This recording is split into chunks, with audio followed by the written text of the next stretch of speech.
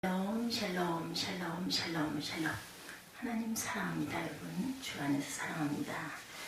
오늘 마태복음 16장 말씀 17절에서 23절까지 너무나 잘하는 말씀이죠. 내 교회를 세우리라.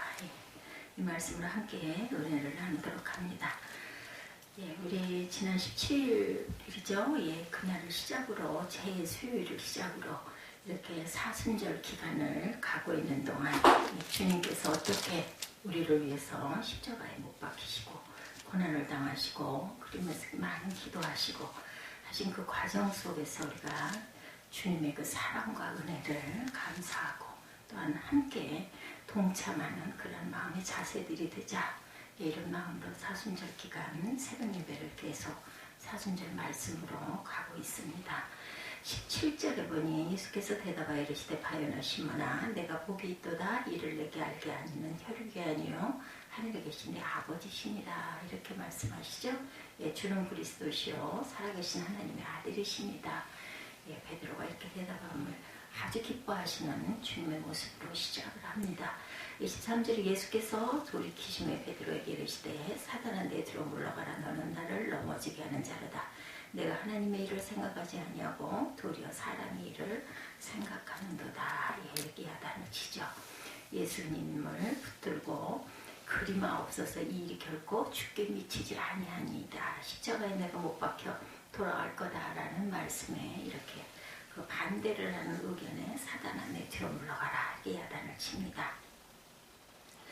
예수께서 이렇게 물으신 이유는 곧 예수께서 고난과 죽음을 당하실 텐데 제자들이 예수님이 누구신지 어떻게 알고 있는지 왜 내가 이렇게 십자가에 못 박혀 돌아가시는지 그 의미를 제대로 이해하게 하려고 질문을 하신 거예요. 그렇죠? 18절에도 또 내가 내게 이르노니 너는 베드로라 내가 이 반석 위에 내 교회를 세우리니 음부의 권세가 이기지 못하리라 이렇게 말씀을 합니다. 14절 15절에도 더러는 세례 요한 더러는 엘리야 어떤 이는 예레미야나 선지자 중에 하나이다. 예수께서 빌립보가 아이사라 지배인들의 제자들에게 물어 이르시죠. 사람들이 나를 누구라 하느냐 물었더니 이렇게 얘기합니다. 더러는 세례 요한 더러는 엘리야 어떤 이는 예레미야나 선지자 중에 하나이다. 이르시되 너희는 나를 누구라 하느냐. 그럴 때 베드로가 대답을 한 거죠. 주는 그리스도시요 살아계신 하나님의 아들이십니다. 그랬더니 바요나 시몬아 내가 복이 있도다 이를 내게 알게 하니는 혈육이 아니고 하늘에 계신 내 아버지시니라. 또 내가 내게 이르노니 너는 베드로라 내가 이 반석 위에 내 교회를 세우리니 음부의 권세가 이기지 못하리라. 여러분들 교회는 음부의 권세가 이기지 못하는 곳인 줄로 믿습니다. 내가 천국 열쇠를 내게 주리니 내가 땅에서 무엇이든지 매면 하늘에서도 매일 것이요 내가 땅에서 무엇이든지 풀면 하늘에서도 풀리리라. 그러니까 이것에서 열심히 기도하면 하늘에서 다 그것을 이루어 주실 것이다. 매면 메어주고 풀면 풀 것이다 라고 축복을 하시죠. 예수님 전에 십자가에 달려 죽었던 사람들과 같은 죽음이 아니라 세상을 구원하기 위한 그리스도 구세주의 대속의 죽음이라는 것을 깨닫게 해주려고 이렇게 질문을 하시고 답을 하시고 축복을 하시고 교회를 세워주겠다라고 말씀을 하죠. 저와 여러분들 예수님이 누구신지 우리가 제대로 알고 믿어야 합니다. 예수님 그리스도인 것을 알지 못하는 사람에게 예수님은 나 외에 별 상관이 없는 2000년 전 십자가에서 죽은 젊은이에 지나지가 않습니다. 그렇지만 예수님 그리스도임을 알고 믿는 사람들은 예수님 나의 생명을 구하신 나와 뗄래야 뗄 수 없는 생명의 은인이라는 것을 고백하고 알게 되죠. 고백하지 않을 수가 없습니다. 베드로의 대답에 급족해 하셨어요. 예수님은 이렇게. 그런데 예수님은 그것으로 만족하는 게 아니라 베드로의 그 대답을 통해서 다른 계획이 있음을 말씀하시죠. 이 반석에 내 교회를 세우리라 이렇게 말씀을 합니다. 예수님은 베드로의 고백을 반석으로 해서 예수님의 교회를 세우시기로 계획하신 것이죠. 그러기에 교회는 이 믿음의 고백이 있는 사람들이 모인 곳입니다. 아멘. 교회는 사람들이 모이는 어떤 건물을 일컫는 말이 아니죠. 히라보로 에클레시아 교회를 이렇게 말하죠. 이는 불러내어 모은 사람들 공동체를 말합니다. 예수님은 우리를 세상으로부터 불러내셔서 예수 그리스도의 교회로 세워주신 것이죠. 그러니까 저와 여러분은 교회라는 건물에 왔다 갔다 하는 사람들이 아니라 우리 자체가 교회를 이루는 교회의 지체들이죠. 그러게 교회에 모인 사람들은 왜 하나님께서 우리를 세상에서부터 부르셔서 교회를 이루게 하셨는지 알고 가야겠다라는 거죠. 오늘 말씀을 통해서 예수님이 저와 여러분들을 부르셔서 당신의 교회를 세우시고 하시고자 하는 일이 무엇인지를 우리 함께 다시 한번 잘 아는 부분이지만 살펴보도록 합니다. 첫째, 예수께서 교회를 세우실 때 이 반석 위에 교회를 세우시겠다 이렇게 말씀을 하셨어요. 아까 그죠? 반석이라고 하는 것은 변하지 않는 튼튼한, 단단한 그러한 다져진 곳을 반석이라고 하죠. 성경에서 하나님을 반석으로 종종 일컫기도 합니다. 시편 18편 2절에 보면 여호와는 나의 반석이시오. 그렇게 말하죠. 시편 61편 6절에도 오직 저만 나의 반석이시오. 나의 구원이시오. 나의 산성이시니 내가 요동치 아니하리로다. 이것은 우리가 찬양을 통해서도 항상 고백을 하는 그런 내용이기도 합니다. 예수님은 당신의 교회가 반석 위에 세운 것과 같이 든든하게 설 것이다 이렇게 축복을 하신 거죠. 그리고 그 반석은 베드로가 대답한 예수님에 대한 고백이기도 합니다. 주는 그리스도시요 살아계신 하나님의 아들이십니다 라는 고백이 교회의 반석 기초가 되어서 교회를 든든히 서게 하시는 것이다. 가톨릭에서 이 반석을 베드로의 이름에 뜨신 반석과 연관시켜서 베드로 위에 교회를 세운 것이다 이렇게 얘기를 하지만 교회는 베드로라고 하는 한 사람의 기초로 세워준 것이 아니죠. 그 믿음 위에 내가 교회를 세우겠다 이런 뜻으로 말씀을 하신 것입니다. 예수님을 향한 베드로의 고백이 반석이 되어서 그 고백을 하는 사람들이 모여서 교회가 세워지게 되는 것이죠. 그래서 교회를 이루는 성도들의 믿음의 고백이 든든할 때 교회 또한 든든하게 세워져 가죠. 그런데 사단은 성도들이 믿음의 고백을 의심하게 만들고 그 고백대로 살아가지 못하도록 시험합니다. 그래서 교회를 흔들려고 하죠. 사단은 사람들로 하여금 그들을 구원할 존재가 예수 그리스도가 아니라 다른 것이다 이렇게 속이고 유혹을 합니다. 물질이 이 세상을 구할 구세주라고 말하죠. 권력이나 명이나 인기가 너희들을 구원해 줄 것이다 이렇게 착각하게 자꾸 유혹을 합니다. 사단은 사람들을 진정한 구원자이신 예수 그리스도에게서 멀어지게 만들고 그리고 세상적인 것들을 추구하면서 살다 결국 사망에 이르도록 하죠. 그렇지만 교회로서의 성도들은 이러한 사단의 유혹과 공격에 맞서서 그럼에도 불구하고 우리의 진정한 구원은 예수님임을 고백하고 나아야 할 줄로 믿습니다. 교회로서의 성도들은 이러한 사단의 유혹과 공격에 맞서 그럼에도 불구하고 우리의 진정한 구원은 예수님임을 항상 고백할 줄 알아야 되겠죠. 세상 사람들이 아무리 다른 것들을 구원자로 삼고 살아간다 할지라도 교회는 예수 그리스도만이 유일한 구세주임을 믿는 그러한 곳이기도 하고 믿어야 하는 공동체이기도 합니다. 그리고 성도는 그 믿음의 고백대로 살아가야 되겠죠. 믿음으로 살아가는 것이 사람의 힘으로는 불가능하겠지만 하나님의 아들이신 예수 그리스도께서 능력으로 우리에게 부어주시면 성령께서 도와주시면 세상으로부터 부름받은 성도들은 그 믿음의 고백대로 살아가게 되고 여동치 않는 교회로 서게 될 줄로 믿습니다. 베드로가 예수님을 주는 그리스도시여 하나님의 아들로 고백했을 때 예수님은 말씀하시기를 이를 내게 알게 하니는 혈육이 아니여 하늘에 계신 내 아버지시니라 이렇게 말씀하셨어요. 베드로의 고백은 혈과 육을 지닌 사람이 알려주어서 알게 된 것이 아니라 하늘에 계신 하나님께서 알려주셨다라는 거죠. 하나님께서 베드로의 마음을 주장하셔서 예수님이 그리스도시고 하나님의 아들인 것을 깨닫게 해주셨던 것입니다. 오늘날 우리의 믿음의 고백도 마찬가지죠. 예수님이 그리스도시고 하나님의 아들이라는 베드로의 고백은 교회를 다니는 사람들이면 누구나 기본적으로 알고 있는 성경 지식이 되었어요. 혈육인 사람들의 가르침을 통해서 알게 된 것입니다. 그런데 예수님에 대한 믿음의 고백이 지식적으로 그 수준에만 머물러서는 절대로 안 되겠죠. 정말 예수님의 나의 그리스도시고 살아계신 하나님이라는 것을 깨달음이 있어야 하겠습니다.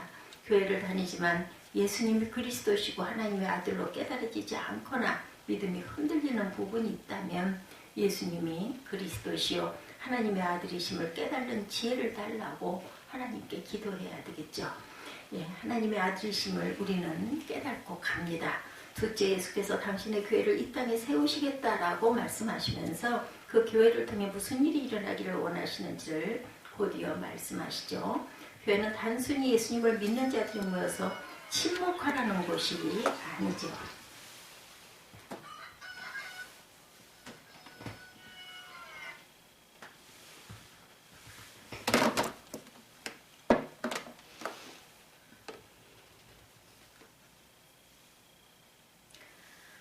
먼저 예수님은 교회를 통해서 음부의 권세를 무너뜨리겠다 말씀하셨고, 예수님은 교회가 세워질 것을 말씀하시면서 음부의 권세가 이기지 못하리라고 말씀하셨습니다. 음부라고 하는 것은 히라보로 하데스라고 해서 죽은 이후에 가는 곳을 일컫는 말로 사망, 지옥을 의미합니다. 그래서 권세는 헬라어로 성문을 말하는데 성에 세워진 성문의 견고함과 연관해서 힘과 권세를 의미하죠. 그러기에 음부의 권세는 사람들을 지옥과 사망으로 이끄는 사단의 강력한 권세를 의미하는 것입니다. 이 세상에서 마귀의 권세가 대단하죠. 첫사람인 아담으로부터 오늘까지 사단은 사람들을 죄에 빠지게 해서 영원한 죽음의 상태인 지옥으로 가도록 지배하는 존재였고, 음부의 권세가 이 땅을 지배하고 있었어요. 사도 바울은 에베소 교인들이 예수를 믿기 전에 사단의 권세에 잡혀 있었던 것을 이렇게 말합니다. 에베소서 2장 2절에 그때 너희가 그 가운데서 행하여 이 세상 풍속을 쫓고 공중의 권세 잡은 자를 따랐으니 곧 지금 불순종의 아들들 가운데 역사하는 영이라. 그런데 이러한 음부의 권세를 끊으신 분이 예수 그리스도이시죠. 그리스도께서 음부의 권세를 끊어서 깨뜨려 버리시고 부활하심으로 승리하셨습니다. 그래서 우리에게 새 생명이 부여가 되죠. 믿는 자에게. 그래서 사단에게 얽매여 죽은 사람들을 사단의 권세에서 끄집어내서 구원에 이르도록 해주셨어요. 이제 예수님은 예수님이 하셨던 일이 교회를 통해서 계속 진행되기를 원하셨습니다. 음부의 권세, 강한 성과 같은 사단의 진영을 공격하며 파괴하는 일들을 교회에게 맡겨주셨죠. 예수님 당시에 로마 군대의 무기는 대단했습니다. 로마군의 무기 중에 아리에스라는 무기가 있었는데, 아리에스는 순양을 뜻하는 라틴어입니다. 로마 군인들은 자신들의 점령할 성이 있을 때 이 아리에스라는 무기를 가지고 순양의 뿔과 같이 성문과 성벽을 들이박아서 부수고 쳐들어가서 그 성을 점령하죠. 교회는 예수님께서 음부의 권세를 파괴하도록 쓰시는 아리에스라는 무기와도 같습니다. 아무리 강한 사단의 권세라 할지라도 예수님 그 음부의 권세를 이기는 강력한 힘을 교회에 주셨어요. 이 땅에 사단의 죽음의 역사가 곳곳에서 일어납니다. 사람들을 하여금 창조주의 뜻에 관심하지 않고 자신들의 욕망을 위해서 살아가다가 영원한 죽음에 이르게 하죠. 영적인 것에 관심을 두지 않고 이 세상의 물질적인 부여와 사회적인 성공만을 바라보게 만들므로 영생으로 살아가지 못하도록 해방을 놓습니다. 그리스도의 사랑을 깨닫지 못하고 서로 미워하고 증오하게 함으로 이 땅에서 지옥의 고통을 맛보도록 만드십니다. 이런 사단의 역사가 우리 가정과 교회의 사회 가운데 곳곳에서 일어나고 있죠. 교회는 이런 강력한 사단의 진영을 공격하고 파괴하도록 하나님의 뜻대로 살고 기도하며 사랑하도록 주님으로부터 부르심을 받았어요. 그리고 예수님은 교회의 천국의 열쇠를 가지고 이 땅에서 무엇인가를 묻고 푸는 일들을 하도록 저와 여러분을 부르셨고, 그렇게 할 때 하늘에서도 묻기도 하고 풀기도 하리라 이렇게 말씀을 하시죠. 사람들마다 한두 개 열쇠는 다 가지고 있어요. 누구나. 그렇죠. 집 대문 열쇠는 사무실 열쇠, 자동차 열쇠, 금고 열쇠, 요즘에 대문이야 거의 다 그 디지털식으로 되고, 사무실도 그런 경우들이 많지만 자동차 키나 어떤 그 중요한 서류를 넣어놓은 금고 같은 것에 이렇게 다이얼을 돌리는 식이 있기도 하지만 키를 쓰기도 합니다. 이렇게 해서 기계들을 작동시킬 수 있는 키가 꼭 있어야 돼요. 아무리 좋은 집을 지어놨어도 열쇠가 없으면 그 집에 들어갈 수가 없습니다. 비밀번호를 모르면 들어갈 수가 없죠. 아무리 성능 좋은 자동차를 가지고 있어도 열쇠가 없으면 요즘에는 카드키죠. 그 자동차를 우리가 사용할 수가 없습니다. 아마 열쇠를 잃어버려서 집에 들어가지 못하거나 키를 잃어버려가지고 예타하던 분들이 열쇠가 얼마나 소중한지, 그 키, 요즘에 그 카드 키여도 들고 다녀야 되는데 깜빡 잊어버리고 놓고 오면 다시 가지러 가야 돼요. 그렇지 않고는 자동차를 움직일 수가 없죠. 예수께서는 예수님을 그리스도시고 하나님의 아들이라고 고백한 베드로에게 귀한 열쇠를 주셨어요. 무슨 열쇠? 천국 열쇠를 내가 네게 주겠다 말씀하시죠. 예수님은 베드로에게 천국의 열쇠를 줄 것이고 내가 땅에서 무엇이든지 매면 하늘에서도 매일 것이며 땅에서 무엇이든지 내가 풀면 하늘에서도 풀리리라 이렇게 축복하셨어요. 천국의 열쇠를 가진다고 하는 것은 어떤 것보다 흥분되는 일입니다. 베드로는 예수님을 그리스도시고 하나님의 아들이라는 고백을 최초로 한 사람으로 천국의 열쇠를 부여받았고 베드로와 같은 믿음의 고백을 하는 교회에게도 천국의 열쇠가 주어졌어요. 예수께서 천국의 열쇠를 주신 것은 하나님을 구원하는 일과 관련이 있습니다. 사람들을 구원하는 일과 관련이 있습니다. 천국에 들어간다는 것은 곧 구원받았음을 의미하기 때문이죠. 예수 그리스도께서 세상의 죄인을 구원해서 천국에 이르게 하셨던 것과 같이 교회가 예수님께서 승천하신 이후에 이 땅에서 영혼 구원의 사명을 감당하시기를 원하셨던 것이죠. 그래서 예수님은 교회에 천국의 열쇠를 주시면서 무엇이든지 이 땅에서 매면 하늘에서도 매이고 무엇이든지 이 땅에서 풀면 하늘에서도 풀리리라 이렇게 말씀하셨지요. 교회가 천국의 문을 여는 구원의 일을 감당하기 위해서는 묻고 푸는 일들을 잘 해야 합니다. 그것이 뭘까요? 여러분들 기도죠. 기도를 잘 해야 합니다. 예수께서 이 땅에서 매고 푸는 일들을 하셨어요. 사단의 권세를 묶으시고 죄인된 사람을 사단의 권세와 죄와 죽음의 권세로부터 푸는 일들을 십자가를 통해서 이루셨습니다. 교회는 묶는 일을 해야 됩니다. 구원을 위해서 반드시 묶어야 하는 것이 사단의 세력이겠죠. 사단의 세력은 사람들을 하나님을 불신하고 불순종하게 만들므로 사람들을 죄로 인해 죽게 만드는 존재죠. 이러한 사단의 세력을 활동하지 못하도록 묶는 일을 교회가 해야 되는 거죠. 그리고 교회는 푸는 일을 또한 감당해야 합니다. 예수님은 교회에게 사단에 얽매여 죽어가는 이들을 구원하여 해방시킬 수 있도록 권세를 주셨어요.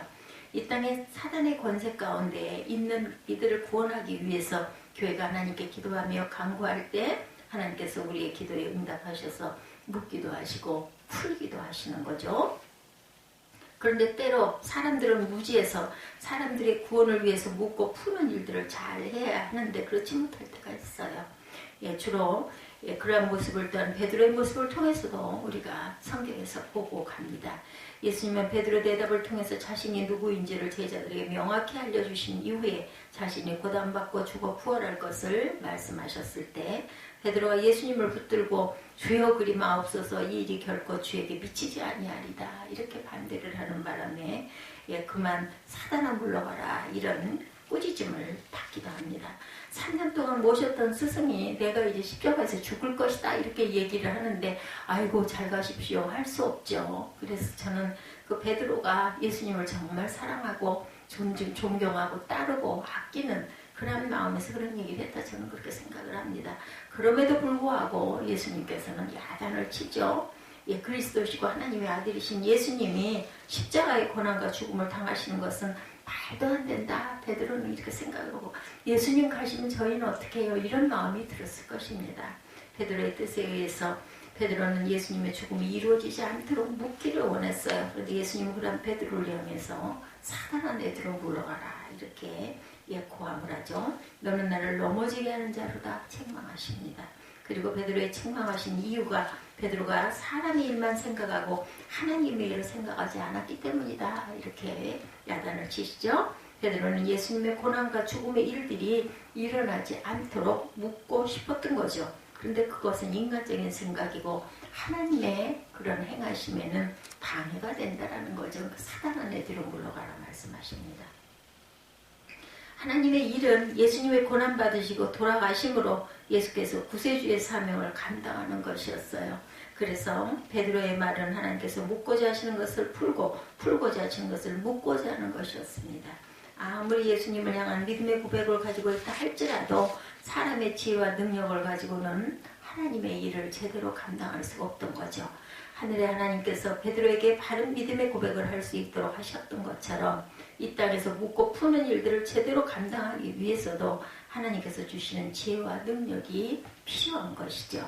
하나님의 지혜와 능력을 덧입기 위해서 성령의 임재가 우리에게는 필요합니다. 요한복음 15장에서 예수님은 하나님께서 구해서 성령님을 보내셔서 진리를 알려주실 것이다 라고 말씀하죠. 그리고 성령님은 교회가 하나님의 진리의 말씀대로 살아가고자 할 때 그 말씀대로 살아갈 수 있도록 능력을 주셨어요. 예수께서 이 땅에 교회를 세우시고 교회를 통해서 사단의 권세를 묶고 천국의 문을 열기를 원하시지만 이것은 사람의 힘으로 되는 것은 아니라는 거죠. 교회 가운데 성령의 임재가 있을 때 예수께서 우리를 부르신 교회의 사명을 제대로 감당할 수가 있는 것이다. 그러기에 교회는 늘 성령의 임재를 위해서 간구해야 합니다. 예수님은 예수님을 그리스도시고 하나님의 아들이라고 믿고 고백하는 이들을 당신의 교회가 되게 하셨어요. 교회가 반석 위에 든든히 세워지기 위해서 필수적인 것은 바른 믿음의 고백 위에 세워져야 한다는 것이죠. 아무리 교회를 오래 다닌 교인이라 할지라도 예수님이 그리스도시고 하나님의 아들이라는 믿음의 고백에 기초하지 않는다면 온전한 교회가 될 수가 없는 것이다. 예수님은 우리가 건물된 교회를 다니는 사람들이 아니라 예수님에 대한 바른 믿음의 고백을 하는 교회를 구성하는 사람들이 되기를 원하시고 계십니다. 그리고 예수님은 교회된 성도들이 음부의 권세를 이기기를 또한 기대하고 계시죠. 이 땅을 사로잡고 있는 사단의 권세, 죽음의 권세를 상대로 물리칠 수 있는 곳은 교회밖에 없습니다. 미국의 군대가 세계적으로 강하다 하더라도 사단과 맞설 수는 없죠. 아무리 강력한 어떤 힘을 가지고 있다 할지라도 어떤 단체든 어떤 기관이든 어떤 정부든 그렇죠. 교회 성도가 그 일을 위해 세움을 받았고 예수님은 교회에게 천국의 열쇠를 허락하셨다라는 것. 우리는 천국의 열쇠를 가지고 사단의 권세를 묶고 사단에게 얽매였던 이들을 푸는 일들을 해나가야 할 줄로 믿습니다. 예수님은 베드로의 고백이 베드로나 제자 몇 명의 고백으로 끝나는 것이 아니라 이 땅의 모든 사람들의 믿음의 고백이 되어서 세상이 구원받기를 원하십니다. 그래서 사단은 이 고백을 하지 못하도록 사람들을 시험하고 유혹해서 예수님의 교회로부터 떼어놓고 있다라는 것. 교회된 성도는 베드로의 믿음의 고백 위에 든든하게 서야 할 뿐만 아니라 그 고백이 예수님을 알지 못하는 사람들에게 고백되어지도록 예수 그리스도를 전하는 전도와 선교의 일에 힘써야 할 줄로 믿습니다. 사단은 예수님의 교회가 예수께서 맡겨주신 사역을 하지 못하도록 방해하고 묶으려고 하지만 교회는 그럼에도 불구하고 예수님의 이름으로 기도하며 지속적으로 사역하면서 사단의 권세를 묶고 사람들을 구원하고 푸는 역사를 지속해 가야 할 줄로 믿습니다. 이 사순절 기간을 통해서 우리가 교회로 부르심을 받았음을 그리고 예수 그리스도의 구원의 역사가 교회를 통해서 이루어짐을 깨닫고 우리의 믿음의 고백을 경고케 하시고 예수 그리스도의 부르심에 합당한 사명을 감당할 수 있는 교회와 성도가 되시기를 주님의 이름으로 축복합니다. 기도하시겠습니다.